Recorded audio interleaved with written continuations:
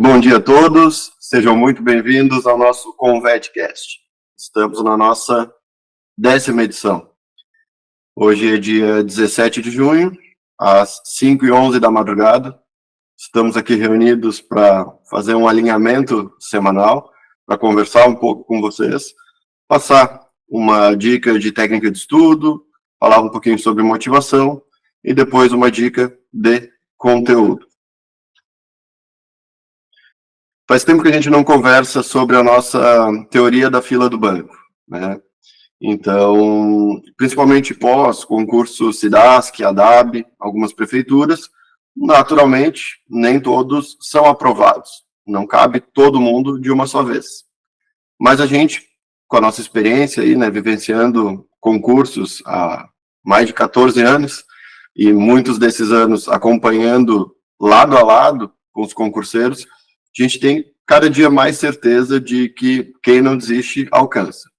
A única coisa que a gente tem certeza é que quem desiste não é aprovado. O resto, todo mundo tem chego lá mais cedo ou mais tarde. E por que uma fila do banco? Porque é como se todos os concurseiros estivessem alinhados, um atrás do outro, direitinho, e conforme vão estudando, vão se dirigindo ao caixa. O caixa é como se fosse a aprovação. Não dá para todo mundo chegar no caixa ao mesmo tempo. Tem que ter uma ordem, tem que ir estudando, tem que ter paciência para chegar lá. O que acontece? Tem algumas formas de furar a fila, legalmente falando, né? E porque essa fila ela anda numa certa velocidade. A grande maioria dos concorrentes de vocês, eles não fazem um estudo da forma que a gente pede para vocês fazerem. Então, um estudo mais clássico, mais passivo, muitos se inscrevem nos concursos e mal estudam, e vocês conseguem ir furando a fila aos poucos. Então, são duas formas de se aproximar do caixa. Uma, seguindo a nossa metodologia, fazendo, aplicando as técnicas de estudo, concentrado, com vontade de passar, com toda a motivação que a gente trabalha com vocês, faz com que vocês deem uma furada na fila. Essa é uma forma. E a outra forma? A outra forma é esperar os concursos irem acontecendo, porque aqueles blocos de concurseiros que já estão há mais tempo na fila, que já são mais experientes, eles vão sendo aprovados. Então, Saulo, fiz SIDASC e não passei. Fica tranquilo, a primeira coisa que tem que ver é, ficou no cadastro de reserva, já é uma boa notícia. Por quê? Eles chamam agora uma leva de concurso, mas tiveram vários concursos grandes. E muita gente fez SIDASC e fez mapa, por exemplo. Depois no mapa, se for nomeado, não vai assumir na SIDASC. E quem está no cadastro de reserva tende a ser chamado. Então, são blocos da fila que saem lá da frente e que permite que todos os outros concurseiros vão se aproximando cada vez mais da aprovação. Claro que tem que lidar, muitas vezes, né, com desânimo, com a frustração de não ter conseguido de primeira, ou bater na trave uma, duas vezes, isso faz parte. Mas a resiliência é uma das condições aí mais importantes, uma das mais importantes que o concurseiro tem que ter para aguentar, passar por isso e não desistir. Temos diversos casos extremamente inspiradores de pessoas que estavam com a vida mais apertada, um pouco menos tempo para estudar, mas que perseveraram, que tiveram resiliência, que bateram na trave uma, duas, três, às vezes muito mais vezes, mas que foram chegando e agora finalmente foram atendidos. E sim, casos de pessoas que agora estão muito bem, passaram em concursos de primeira. Tá? Essa questão da fila do banco, né, a gente faz tempo que a gente não fala sobre isso, mas é principalmente para lembrar, né? Tem que ter um pouco de paciência, cada um aí no seu lugar. Se quiser furar a fila de uma forma legal, estuda bastante, faça isso, aplica cada uma das coisas que a gente está falando. Se precisar, assiste de novo lá no Como Estudar para Concurso, aqueles tutoriais, depois vai no SAM, assiste novamente. A gente sabe que no dia a dia, ou até na ansiedade de começar a estudar, muita gente pula essas etapas ou vê muito superficialmente, e aí acaba que não consegue furar tanto a fila. Geralmente quem tá com a roupa do Convet ali, naturalmente já fura mais a fila. Então, só por ter um estudo ativo, por trabalhar em cima de apostila, ter muitas questões comentadas, ter simulado. Então, são várias ferramentas que fazem a diferença. E, modéstia à parte, né, com bastante qualidade aí nessas questões, nesses simulados, isso tudo ajuda muito. Tem que aceitar e ter paciência. Tá? Então, essa é a mensagem que eu tinha para dar para vocês, relacionado à teoria da fila do banco. Mais cedo ou mais tarde, todo mundo chega no caixa. Só não chega quem desiste, quem sai da fila. Agora, falar um pouquinho sobre técnica de estudo. Tem uma técnica que a gente apresenta ela nos tutoriais iniciais, mas ela é uma alternativa à primeira fase do estudo. Saulo, não lembro mais nada do que tu está falando, então vamos rapidamente dar uma revisada. A primeira fase do estudo, numa apostila, né, é aquele reconhecimento. É uma leitura mais dinâmica, mais rápida e com as marca-textos seguindo o critério. Por que tem que ter um critério de marcação? Porque senão tu vai ficar lendo de uma forma superficial, rápida, tu não vai ter foco, tu não vai ter direcionamento da tua atenção naquilo que tu está lendo. Isso é normal. Tu precisa ter algum objetivo, precisa pensar sobre o que tu está lendo. Por isso que a gente une com os critérios de marcação. Primeira fase, cada bloco, se for de 1 hora, por exemplo, é 1 hora inteira lendo e marcando. Isso faz com que vocês avancem várias páginas. Mas tem uma alternativa que se chama dupla leitura. Muitos mentores e, enfim, muita gente com experiência em concurso indica essa técnica para aquelas apostilas que são mais carregadas em legislação, em normas, que tu não tem afinidade nenhuma. Então, deixa eu dar um exemplo, o veterinário está estudando lei de registros, não tem afinidade, é cansativo, é muita coisa para memorizar, então poderia fazer essa alternativa. O que muda na prática?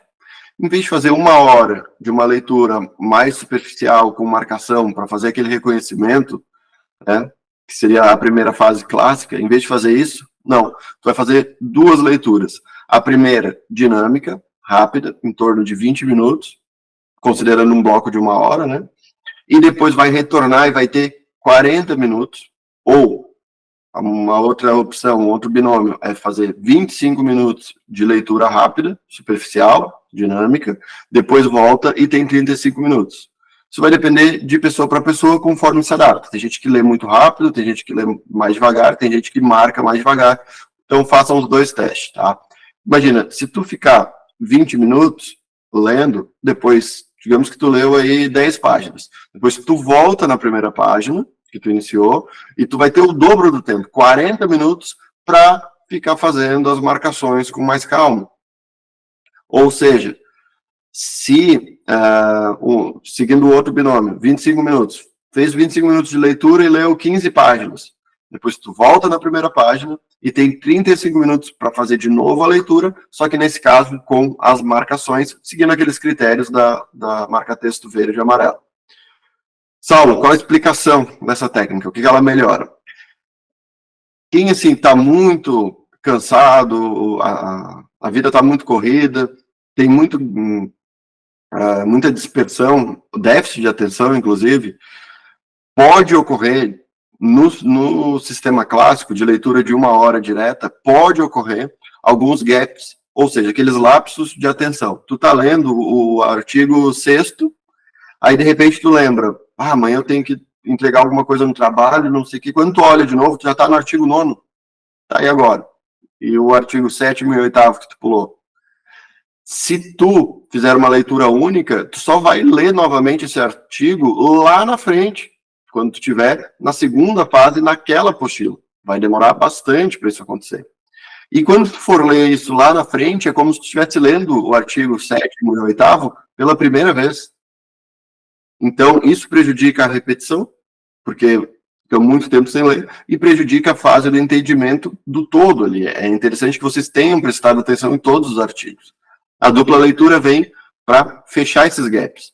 Vão ler, e depois vocês retornam e leem marcando. Então, caso tenha dado algum lapso de atenção, algum gap, pulou 2 artigos, tu vai olhar, esse artigo aqui eu li, mas como se eu nem tivesse lido. E aí, quando tu for marcar ele, vai dar uma caprichada ali. Então, a dupla leitura vem para isso, para fechar gaps. É indicado para todo mundo? Não, porque ela tem uma desvantagem. A desvantagem é que reduz a velocidade da tua leitura, ou seja, tu abre mão da repetição. Tu faria mais leitura se tu lesse de uma forma mais contínua e mais rápida. Tu vai precisar praticamente o dobro do tempo, às vezes um pouquinho mais que o dobro do tempo, para ler a mesma quantidade de páginas em comparação com o método clássico. Mas se é uma norma pesada, que todo artigo pode se tornar uma questão, tu tá lendo, dá vontade de marcar tudo aquilo, ou uma norma que tu não tem a menor afinidade, tu tá com dificuldade até de entender essa norma, aí testa essa técnica porque ela ajuda. Há grandes mentores, muitas pessoas que estudam com essa parte de como absorver mais o conteúdo estudando, muitas pessoas indicam essa técnica, tá? Da minha parte era isso, não sei se ficaram com alguma dúvida, podem colocar no chat aí enquanto o Fábio prepara o slide dele.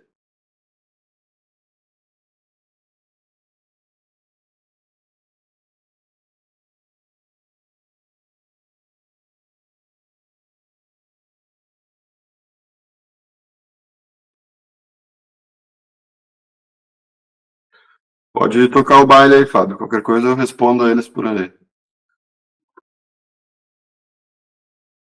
Não te ouço.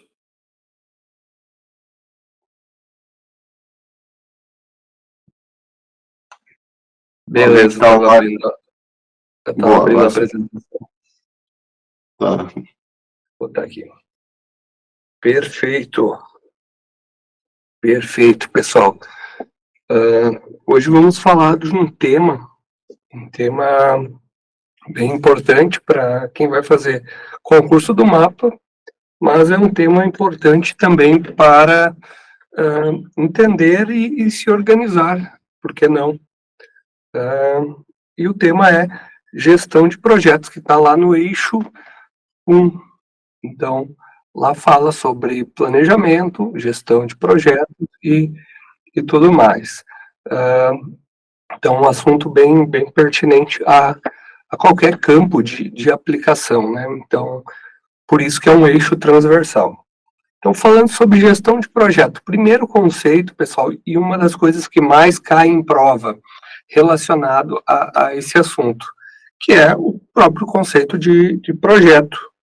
E quando a gente falar em projeto, a gente precisa entender que projeto é um esforço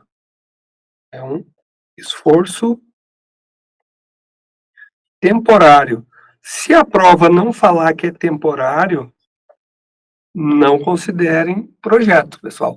A maior característica de um projeto é ele ser temporário, diferente de uma operação, que é uma coisa contínua, uma rotina que ela repete, então tem repetição. O projeto é uma coisa que tem início, meio e fim. Ele acontece apenas uma vez, então essa é a principal característica de um projeto. Então, o primeiro ponto é esse, pessoal. Sempre terá que ter a palavra temporário. E qual é o objetivo de um projeto? O objetivo, pessoal, sempre vai ser, e é importante que saibam disso, é criar, então, sempre vai ser criar um produto, vamos botar bem grande aqui, ó. O resultado de um projeto, ele vai ter que ser um produto, um serviço ou um resultado. Como assim? Produto, serviço ou resultado? Olha só. Eu preciso criar, eu trabalho na Samsung, eu preciso criar um celular novo, um modelo novo de um aparelho de telefonia móvel. Isso vai ser um projeto. Então, por quê? Porque ele vai ter início, meio e fim a criação desse novo modelo. Então, vai ter data para iniciar, data para acabar. Então, vai ter vários setores, engenharia, design, tecnologia, atendimento ao cliente, então várias coisas, vários esforços temporários. Por quê? Porque esse modelo, depois que ele estiver pronto, o protótipo, acabou o projeto, né? Então daí vai para a operação, que é a rotina contínua vamos dizer assim, a rotina de produzir o aparelho, que é outra coisa. Mas o projeto seria a parte de planejá-lo. Então, ele sempre vai resultar em um produto, um serviço ou um resultado. E o que precisa desses três aqui? O que precisa? Ele precisa ser único. Precisa ser unitário. Então, o exemplo do celular. Então, eu crio um projeto que vai ser o escolhido para aquele celular, vai ser o protótipo, a planta dele. Então, ele é único. Se eu tiver 2 protótipos, eu tive 2 projetos. Então, isso muda completamente a característica em relação às operações. Quando eu for produzir esse aparelho, eu vou acabar produzindo vários. Então, vários resultados iguais, não é unitário. Então, essa é a segunda característica dos projetos. E a terceira, eu já citei ela, mas para ser um projeto precisa ter data de início e também fim. Então, ele precisa ser pré-definido, ele precisa ter um resultado determinado, ou seja, é produzir aquele aparelho, produzir o que eu me predisponho a projetar. Um projeto para um frigorífico, então, eu vou fazer o projeto, vai ter início e vai ter fim, e vai ter data para isso. Então, são as 3 principais características dos projetos. Só reforçando, ele é temporário, ele sempre vai dar como resultado um produto, serviço ou um resultado. Por quê? Porque é um resultado. Porque eu posso ter um produto e um serviço dentro do projeto. Por exemplo, eu posso desenvolver um aparelho e criar um serviço para esse aparelho. Por exemplo, dentro da indústria frigorífica, eu posso criar um aparelho que vai realizar o espalhamento de espuma e, ao mesmo tempo, posso criar um serviço para esse aparelho, relacionado a esse aparelho de fazer essa limpeza em outras plantas. Então, vai estar lá um serviço ou um resultado que é a união desses 2 primeiros. Outra coisa importante, deixa eu sair aqui da tela, as operações. Operações são o quê? São rotinas, é a principal característica das operações, é aquilo que as empresas fazem.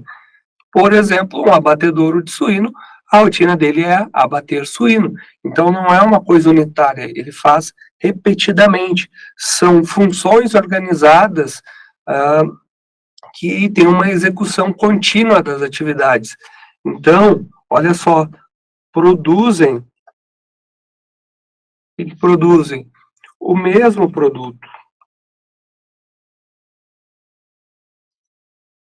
produto. Ou realizam o mesmo serviço. Aqui a gente não está falando de resultado, está falando de produto ou serviço, ou mesmo serviço. E ainda, outra característica disso é ser repetidamente. Então, essa são as principais repetidamente. Olha só, principais características. Então, são os esforços aqui, pessoal, nas operações, eles são permanentes, porque eles continuam, não interessa o dia, não interessa a ordem, eles são repetitivos e são permanentes até acabarem. E vão gerar as saídas disso. As saídas disso também vão ser repetidas. Ou, em outras palavras, eu produzo, eu tenho um frigorífico e produzo carne bovina. Então, o meu produto é carne bovina e isso se repete o tempo todo, porque é o que eu produzo. A empresa que produz chinelos Havaianas. Então, a rotina dele, a operação dele é produzir chinelo. Então, quando a gente está falando de operação, é isso, o que está sendo produzido de forma contínua. Então, tem um padrão da instituição, ou seja, como fazer aquela operação. Então, a gente vai ver lá por meio de POP, por meio de documentação de tarefas, então, gestão de processos determinados, é o jeito que a minha empresa produz carne bovina, é o jeito que a minha empresa produz chinelo. Entra a borracha, ela é cortada, é montado o chinelo, é colocado em uma caixa, é feita uma inspeção de qualidade, vai para a expedição. Então, essas rotinas pequenas rotinas formam uma grande rotina, que é chamada de operação. Então, a banca pode tentar te confundir esses dois conceitos.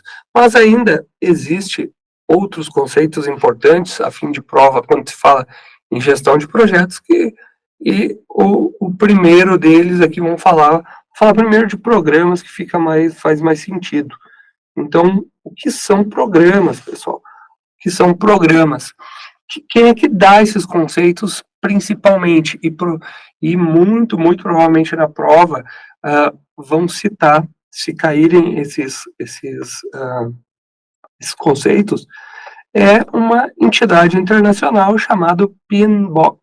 Então, eles vão quase que normatizam, mas isso aqui é uma instituição que não tem caráter governamental, vamos dizer assim, mas eles são os papas do projeto. Então, é uma metodologia, é um grupo de estudiosos que produzem lá os manuais do PMBOK, e já está, acredito, passou da 10ª edição já, tem certificação, é tipo ISO, tem a mesma característica do ISO. Então, é um framework, ou seja, ele traz modelos, características, conceitos para aplicar e melhorar a gestão de projetos. E lá que se encontram esses conceitos, pessoal. Então, quando a gente falar de programa dentro do contexto de gestão de projetos, o que a gente está falando? A gente está falando de um grupo de projetos. Então, a gente viu que o projeto é um esforço temporário, ele é um esforço temporário, ele tem o objetivo de criar um produto, serviço ou um resultado, tem data de início e fim. Então, o grupo desses projetos, eles vão formar... Opa, passei o slide. Esse grupo vai formar um programa. Então, ele é formado por um grupo de projetos, mas ele também vai formar é formado por um grupo de subprogramas, que é uma pequena junção de projetos. Então, seria um programa, pode ser dividido em subprogramas, de forma a administrar melhor, então, organizar as coisas, ter uma gestão melhor. E isso vai facilitar a coordenação. E nesse sentido, a gente fala que as atividades de gerenciamento são coordenadas e se obtém benefícios que não estariam disponíveis caso não fossem gerenciados individualmente. Então, vamos dizer assim, obtém benefícios que não estariam disponíveis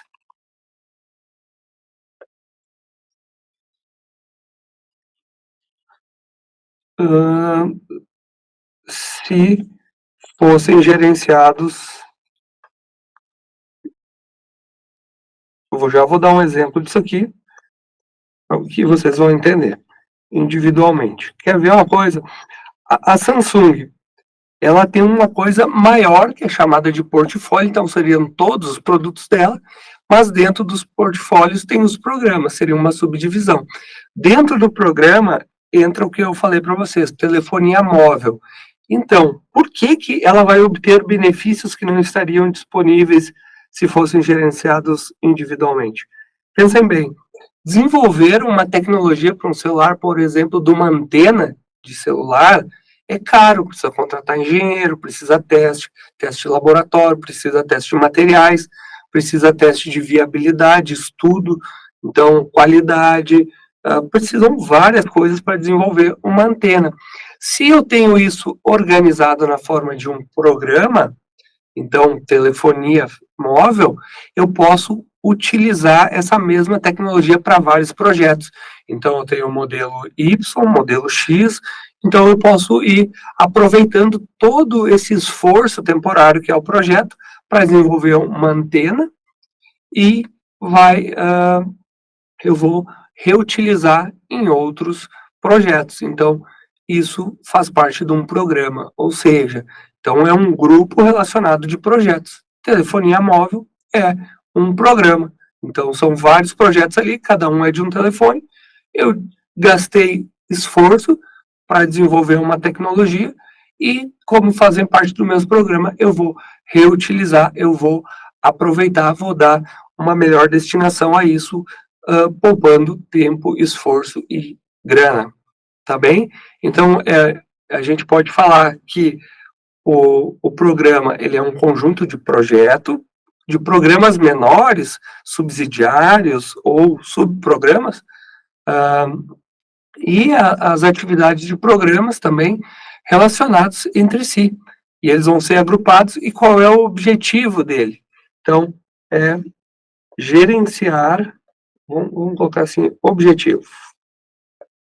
Objetivo do programa: gerenciar de forma coordenada. Então, tendo um melhor aproveitamento. Coordenada. Ter um melhor aproveitamento. Então, aproveitar melhor os benefícios que não estariam disponíveis se fosse gerenciado individualmente. Então, imagine separar uma empresa em setores como é na operação.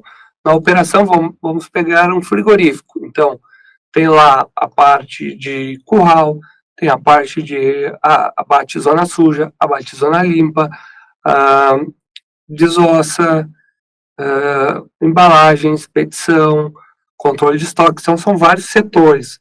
Cada um faz a sua função. Imagina se para projetos a gente fizesse da mesma maneira. Então, existiria um grupo de pessoas que trabalharia só no projeto X, outro só no projeto Y, por exemplo, no celular. Então, eu tenho o celular modelo 15 e tem um grupo de pessoas que trabalham só nesse modelo. Mas eu tenho também o modelo 16, daí outro grupo trabalha só no 16. Imagine a perda de recursos que teriam de tanto pessoal quanto material. Precisaria ter duas salas de gerenciamento, precisaria ter laboratórios e, principalmente, as pessoas. Então, teria que ter engenheiros que desenvolveriam só no mesmo tempo, apenas um dos projetos. E isso, quando a gente trabalha por programa, a gente une os projetos de acordo com o que se está trabalhando naquele momento, ou seja, as tarefas, e a gente faz um melhor aproveitamento. Então, o que a gente precisa, aqui deforma, precisa saber também do projeto, do programa. Os projetos, eles comportam, olha só, isso que é importantíssimo, comportam programas que, agora, ó, necessariamente,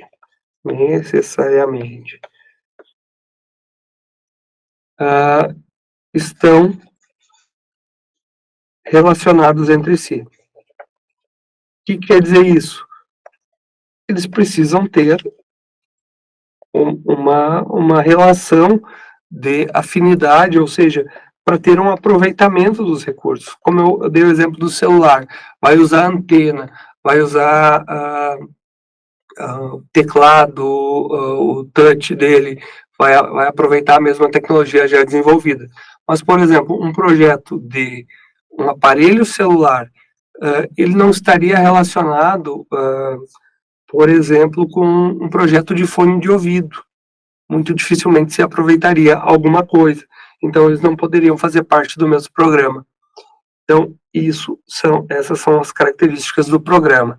E, pessoal, para a gente já estamos chegando no final dos conceitos, o portfólio que é, olha só, o conjunto que a gente junta também pode ter projetos dentro de um portfólio, por que não? Programas,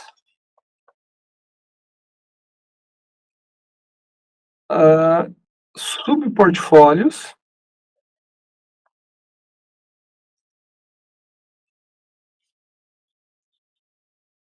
e ainda operações. Mas o que elas vão ter em comum? São gerenciadas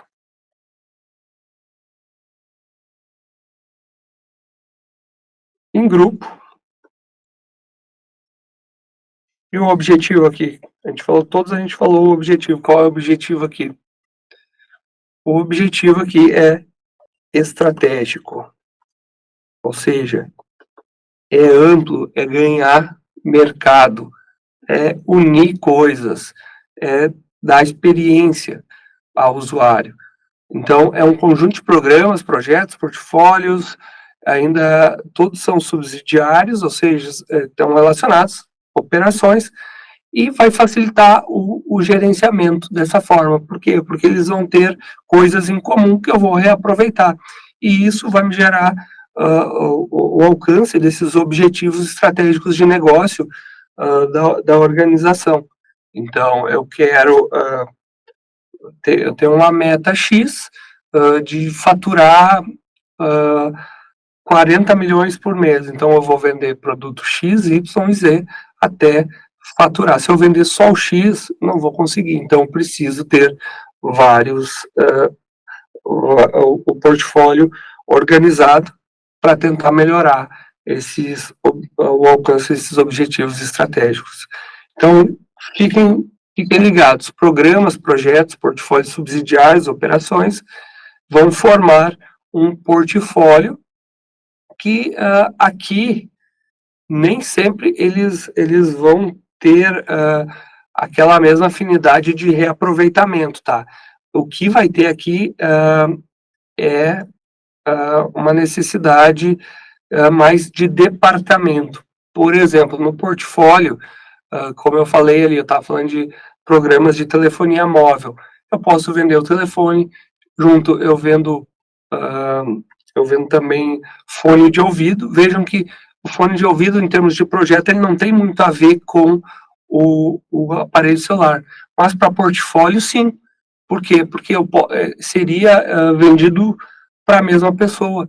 Então, para o departamento de vendas, para o departamento de marketing, eles fazem sentido. Carregador, então, sei lá, caneta para escrever na tela do celular. Então, são várias coisas que podem estar relacionadas em termos de departamento. Então, não há necessidade que isso aconteça, que há, vamos dizer, mesmo em departamento, mas eles são relacionados em termos mais amplos, mais abrangentes, em termos de utilização. Então, por isso que a gente vê, muitas vezes, uma empresa que produz um produto principal, vamos dizer assim, e depois começa a vender produtos que são associados ao seu produto principal para termos de portfólio, ou seja, para extrair o máximo que eles puderem daquele consumidor, daquele cliente. Então, esse é o objetivo de portfólio, seria mais ou menos assim, eu tento vender o computador, mas eu quero vender também a impressora, quero vender hoje não existe mais, mas seria o scanner, o modem, por isso que as marcas a gente via muito, né? Então, Intel vende vários produtos que estão na tecnologia, talvez não estão relacionados, mas no uso eles estão. Então, isso é importante. E o último conceito seria o subprojeto, que a gente já já tem uma base para entender se o projeto ele é um esforço temporário. Esse aqui é apenas uma parte menor do projeto. Vou botar assim, parte menor do projeto. E por que eu crio, né, um subprojeto, pessoal? Porque vamos separar ali componentes mais facilmente gerenciáveis, para facilitar a organização. Então, dentro do projeto de um celular, eu tenho um subprojeto, como eu falei, para antena. Então, daí eu crio lá e coloco um responsável por esse subprojeto, fica mais fácil de eu gerenciar, de eu acompanhar o andamento. Por quê? Porque vai ter grupos menores, ou seja, é um desmembramento do projeto. Então, é uma separação. Desmembramento do projeto. Então, alguns projetos, eles são muito grandes, são muito complexos. Então, eu preciso diminuir ele para organizar. Então, eu vou dividir ele em 2 ou mais subprojetos para facilitar o gerenciamento. Querem ver um exemplo disso aqui? Vocês têm o projeto de ser aprovados em concurso público. Esse vamos dizer assim, é um projeto de longo prazo. Então, para alcançar esse projeto, vocês vão criar subprojetos. Um subprojeto seria contratar um curso preparatório. Outro projeto é ir fazer a prova. Desculpe, subprojeto, ir fazer a prova. Outro subprojeto é estudar dentro do planejamento. Outro subprojeto seria fazer a inscrição. Então, são vários subprojetos para formar um projeto mais complexo, muito grande, então facilita o gerenciamento. Vamos para as questões, vamos ver como a banca cobra esse tipo de conceito. Então, bem comum, quando cai gestão de projetos, esse tipo de questão aqui, que ela vai trazer um conceito e vai perguntar o que é. Então, olha só, um grupo de projetos, o que é um grupo de projetos? Relacionados entre si, relacionados, gerenciados de modo coordenado para obtenção de benefícios e controle que não estariam disponíveis se eles fossem gerenciados individualmente. Então, o que a gente viu antes? Onde a gente escutou essa frase? Não estariam disponíveis se fossem gerenciados individualmente. A gente sabe que isso aqui ele está falando de um programa, pessoal. Porque, olha só, é lá no programa que a gente tem aqui, ó, benefícios que não estariam disponíveis se fossem gerenciados individualmente. Ou seja, a união desses projetos torna possível a reutilização do que já foi desenvolvido. Então, pegar partes já prontas e aplicar em outros projetos. Então, por isso que a gente separa em programas. Esse é o conceito de programa. A gente falou, né, que os projetos são agrupados, né, em programas, e o objetivo disso é serem gerenciados de modo coordenado, e assim a gente vai ter esses benefícios e controles que não estariam disponíveis se fossem gerenciados isoladamente. Então, quando a gente une vários projetos para gerenciar melhor, para reaproveitar melhor recursos, estamos falando de programas. Ok? Outra questão também relacionada ao tema, perguntando sobre o conceito de portfólio. Então, falamos o que é um portfólio, né? Só relembrando que é um conjunto de projetos, programas, subportfólios ou portfólios subsidiários e operações também. Entra no portfólio, ele é o grande guarda-chuva. Vamos dizer assim, ó, vamos pegar um exemplo, tem um guarda-chuva bem grande chamado portfólio, é o que a empresa produz. Dentro dele vão ter vários programas pode ter também subportfólios.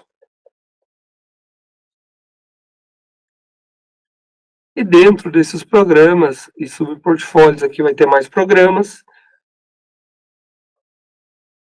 vai ter projetos, aqui também vão ter projetos. Então, são subdivisões, são classificações. E para que eu preciso ter o portfólio? Para alcançar o objetivo estratégico, o objetivo amplo.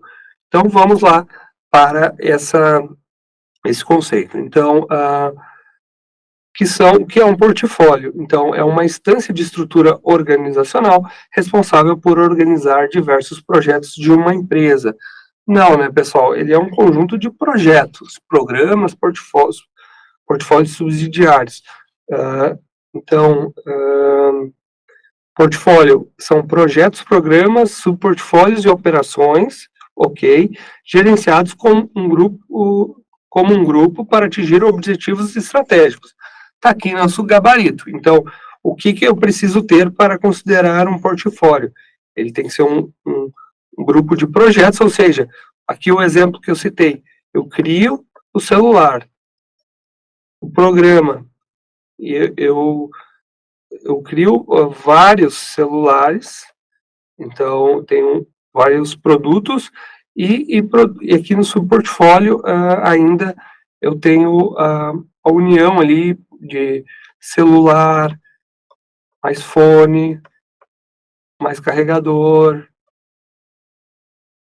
formando uma espécie de combo. E operação é a produção do produto em si, a produção do celular, lá na fábrica mesmo.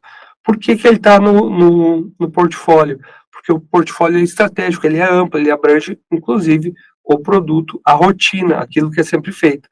Então, letra C, são projetos necessariamente interdependentes para viabilizar gestão? Não, portfólio não é projeto, né? Programas teriam essa característica. Conjunto de projetos bem-sucedidos ou boas práticas realizadas? Não tem nada a ver com boas práticas. Aplicação de boas práticas declaradas às atividades de projeto também não faz sentido nenhum. É a letra B, o conceito de portfólio, tá?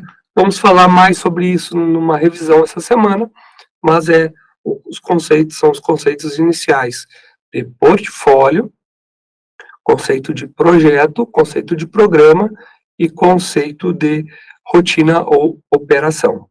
Beleza, pessoal? São os conceitinhos pouco usuais para nós, mas estaria dentro do escopo do edital. Ele é um assunto que talvez poderia ser uma questão super difícil, poderia haver esse tipo de assunto aqui. Beleza? Saulo tem mais alguma coisa para falar? Não sei se Saulo ainda está aí. Se não, vou finalizar.